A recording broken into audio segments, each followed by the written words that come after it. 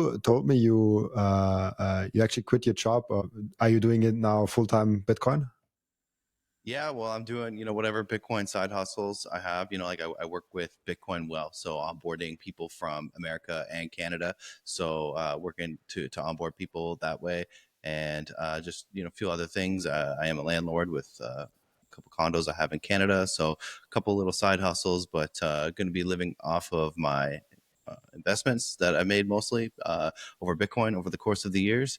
And you're right, man. It is me breaking the news here first on the Robin Sayer podcast that I quit my job back in Canada. So was working for Canada Post as a supervisor like the last 10 years of my life. And, I worked hard, stacked sats, and kind of this has always been part of my master plan, I think, to, escape the Canadian winters and come on out somewhere where it's more affordable, somewhere where I can hodl my sats for a few years and wait for my assets to appreciate further, and hopefully, as time goes on, can live a higher quality of life, after stacking for so many years and just hopefully doing the right thing. And so yeah, that's breaking news, man. Everything's changing for me right now. It's super awesome to see. Is that because you're now doing more in Bitcoin and you have more income there, or is it just because you have a bigger stack where you can actually have the security and retire more or less? Yeah, it's definitely for the bigger stack. I believe in, definitely putting in your work and saving, making the right decisions, taking the right risks. And, without my stack of Bitcoin, I wouldn't be here. I'd still be working in Canada. I'd still be investing in other things. If Bitcoin didn't exist, I'd be at home probably working, investing more into real estate, more into investments and stocks. But luckily we have Bitcoin, which is a great hope for many of us, and you too, Robin. So now I'm just kind of going to focus on Bitcoin more. Now that I have more free time, I can focus on my passions, which Bitcoin is obviously a big part of that, and along with some other things. So it's mostly, the ability to stack the stats over the years and just buy at lower prices, and be able to accumulate a little bit now where, I have a couple of years of living. So I don't have to rely on going to a 9 to 5 and doing work for somebody else. Because I started that job when I was 25 years old. So now I'm 36, so now I can focus on myself, develop my own skills, focus on the Bitcoin community, and discovering Bitcoin Chiang Mai. And this learning center here has been huge as well. Not to get into all that right away, but yeah, to answer your question, it's because of the investing that I've allowed myself to do that, because I hold myself pretty fiscally, a pretty fiscally conservative person. So I definitely wouldn't be risking it if I was gonna go broke in a couple of months. Yeah, it makes sense. It's also I had a similar journey because last year I quit my job and made the podcast full time, and I hadn't had income from the podcast. So it was a podcast with I think when I quit my job I had 500, 600 subscribers, and you know it, and most people probably know it. You cannot live from that if you don't have any business. And then because I quit, I could look at all my resources to Bitcoin and all my resources to the podcast, and then actually I can live off that, which is super cool. But I've only done that because I had a Bitcoin stack, and I was like, I can probably not live till the end of time from that Bitcoin stack, but maybe I can survive long enough to start a great business. And funny enough, I never had to touch my Bitcoin stack in the time. Well, that's really great to hear, man. So again, congratulations to you for doing that. And that's a big risk. I'm sure it's a well-calculated risk. I'm sure you thought about it a lot. Can I ask you? I wouldn't be so sure about that. Yeah, I thought about it a lot, and at the end of the day, it was actually just a very emotional belly decision. I don't know if that's an English thing also, but in German we always say if it's from the stomach a decision, and it just felt right, and I want to do it. And I was like, hey, if I have a fear job that always distracts me, the other thing will never work out. So let's just try it. And I'm 26 now. Now I'm 26. Back then I was 25, and I was like, if I stand in 1 year with no income and all my Bitcoin are gone, I'm still just 26. So I can start over. Yeah.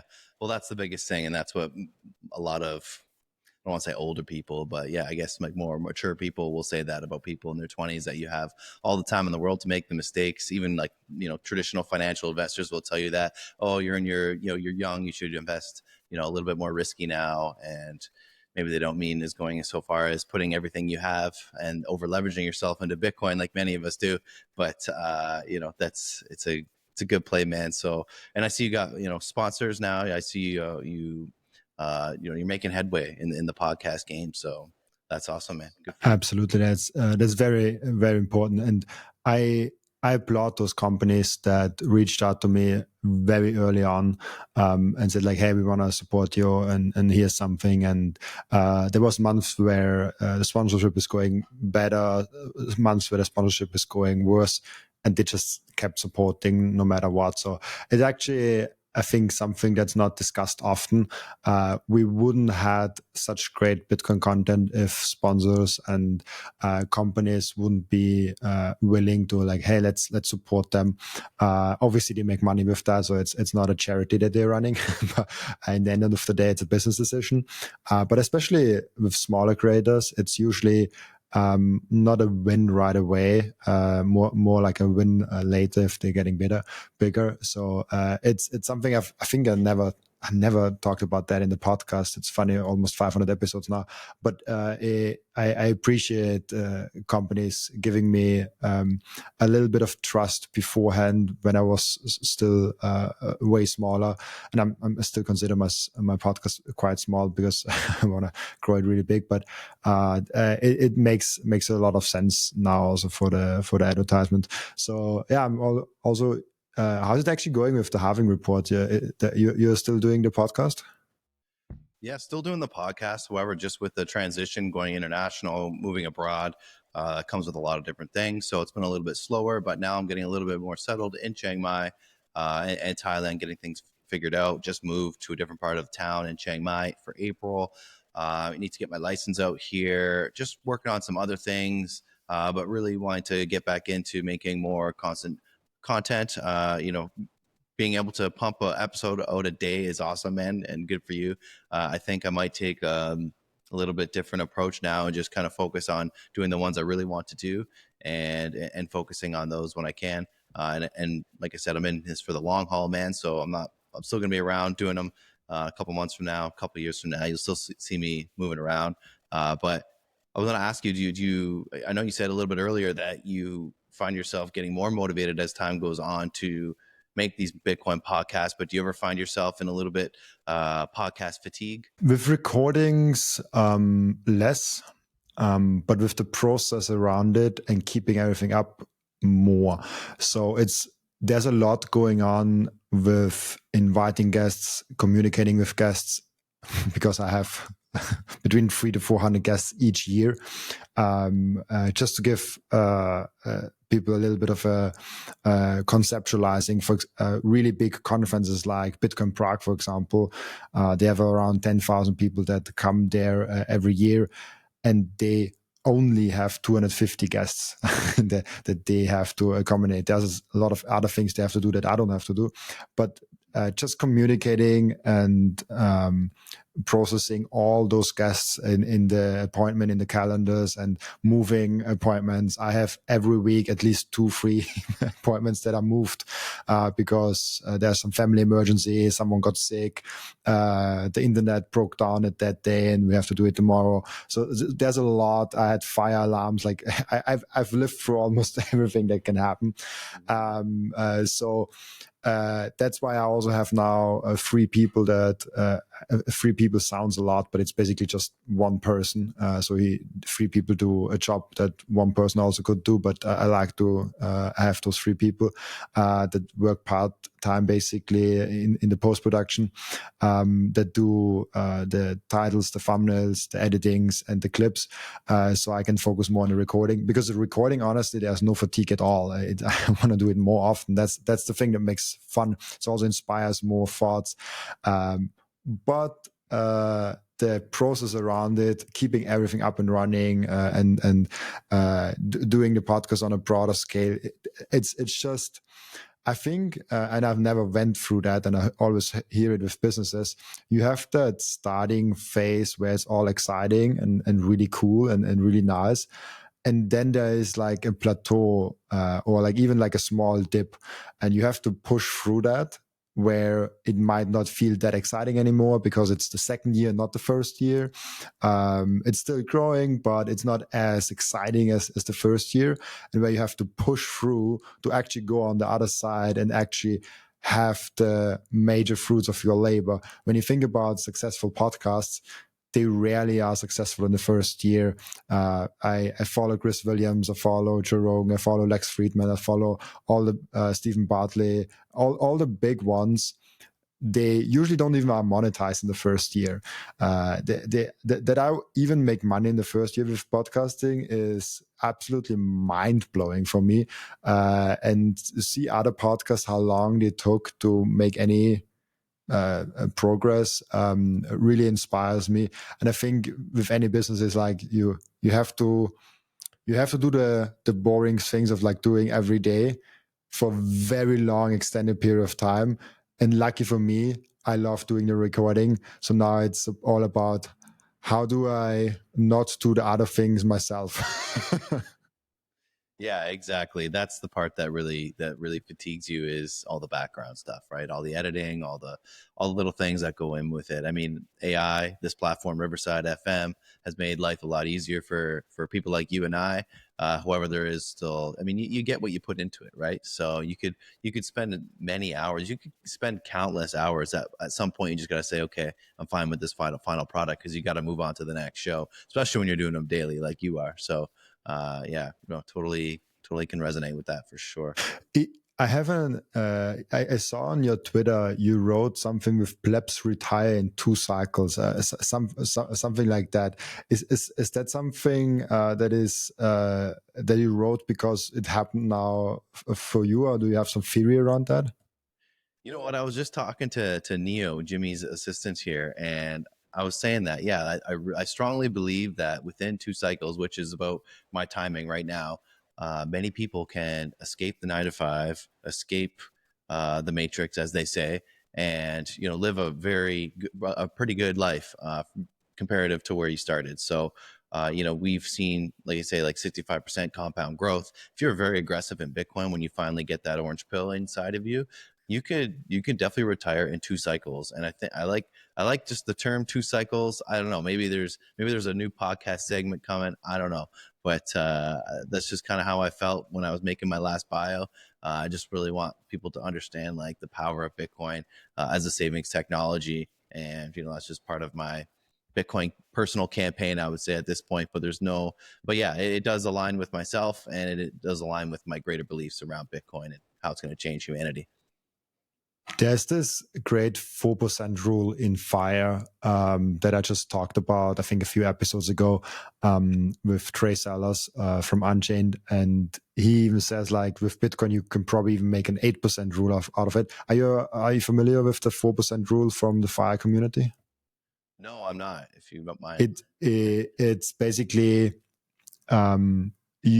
if you want to retire, you have to have a target of what you have to accumulate on capital to retire on, and there's a way to figure out what is your target. You just take your yearly expenses and multiply that, so you come to 100%. So your yearly expenses should be 4% of your stack. So let's say I've explained that really badly right now, but let's make an example. If you have $1 million in Bitcoin right now, and your yearly expenses are $40,000 a year, then you can actually, from that 4% rule, retire, because the theory around that is, if you spend 4% of your stack each year, your stack will actually outgrow your cutting off the stack long term.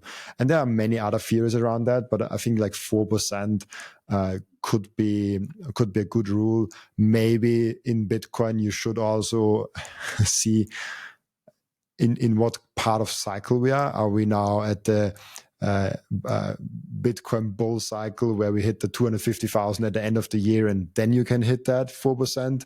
Maybe wait till there's some retraction and then you still have the 4%. Maybe then it's a good idea. But it's fun to think about those retirement plans. Okay, so it sounds like I got some math to do after this podcast with my own, and apply that 4% rule to myself. No, I like that though, and it seems like a pretty fiscally conservative number. I mean, if Bitcoin's increasing, 60 to 80% a year, and you're at 4% a year spending, yeah, you should definitely outpace that rule. Yeah. That's why my theory and Trey's theory, I stole that from Trey, sorry. He says that is the 4% rule if you use fiat. If you use Bitcoin, you actually can go double that. So you can spend 8% if you stack and you probably will still be fine. The only thing with Bitcoin, the volatility is higher. And yeah, I love that you also went ahead and said like, oh, I now quit my job and I will live now in a area where there's not as high of living costs. You're in, what was it called? Chiang? Yeah, Chiang Mai. Chiang Mai, so almost. Yeah, almost got it. It's the second biggest city in Thailand, and it's landlocked, northern Thailand. And it's a great city, and it's got all the low cost living like offered in most of Thailand. Yeah, it's really great here, and yeah, it's coming where I'm from. It's 8 months of winter, so I'm like, why am I going to spend all winter here being miserable, spending twice as much money, or I can go have like a nice condo out here in Thailand. Eat like a king every day for a few dollars. You can go for hour-long Thai massage for $8, and you're just living really great out here. And it's a great way to, if you just need to hodl for a few more years, maybe until the next halving and the next bull run, it's a great place to do that. So that's kind of my plan, Robin. I got my 5-year DTV, which is the Destination Thailand visa, and it's something new that came out last year that many expats and people are taking advantage of. And there's many ways that you can get it. The way I went was just signing up for a Mai Tai core at a gym called Core Combat, and it's a 6-month program. It cost me about $500 and it got me a 5-year visa, and I can stay up to 6 months at a time with the extension to for another 6 months. So potentially you could only have to leave once a year. You do have to check in with immigration every few months.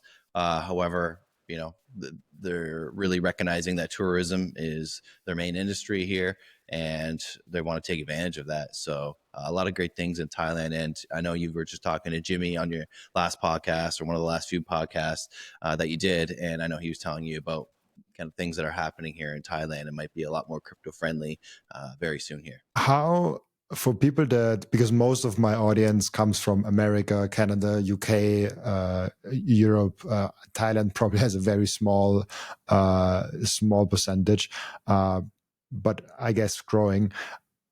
What is the difference of the living expense that you had in Canada versus you have now? How much cheaper is it? Is it like 10% or like 1/10 of the costs, or?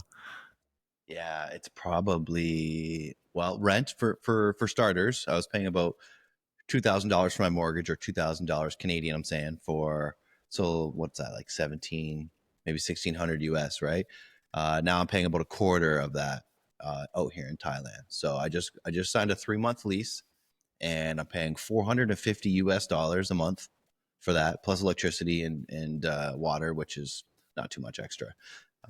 So $450 to pay to live here in Chiang Mai and have all the luxuries, and then again, going out to eat is like a couple of dollars. It all depends. If you want to eat at a nicer restaurant, you can find them, but really, like, an expensive meal out here is probably like $5 to $10. So most meals you can go eat just local Thai food for a couple of dollars.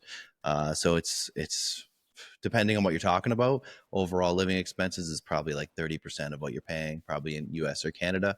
And depending on what you're talking about, rent specifically, or food is much cheaper, I would say. But yeah, everything's way cheaper. And even compared to El Salvador, what I was talking to, who was I was talking to somebody about coming out there and renting a spot from them. Ronnie from the Bitcoin hardware store. had a place for rent for $800 US. So now I'm paying, almost half that here in Chiang Mai, in a big ass city. Thank you for watching this video. This was only a snippet of the podcast. And if you want to watch the full episode and get all of the context of this episode, you can click right here or here. Oh, maybe also here.